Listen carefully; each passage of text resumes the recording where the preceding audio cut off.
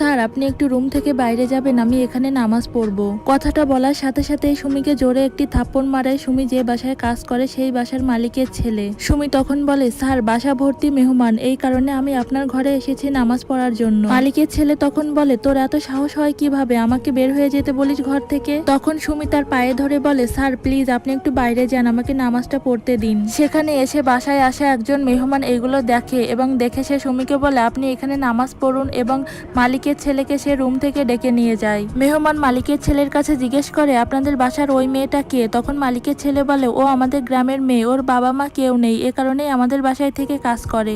এরপর নামাজ শেষ করে সুমি সেখানে তাদের জন্য চা নিয়ে যায়। আর সুমিকে দেখে ওই মেহমান লোকটি সুমিকে বিয়ের প্রস্তাব দেয় ওই বাড়ির মালিকের কাছে, যে সে সুমিকে বিয়ে করতে চায়, কারণ সুমির ব্যবহার তার কাছে অনেক ভালো লেগেছে। তখন বাড়ির মালিক বলে, তুমি যদি বিয়ে করতে চাও তাহলে আমার কোনো আপত্তি নেই। এরপর তাদের দুইজনের বিয়ে হয়ে যায়।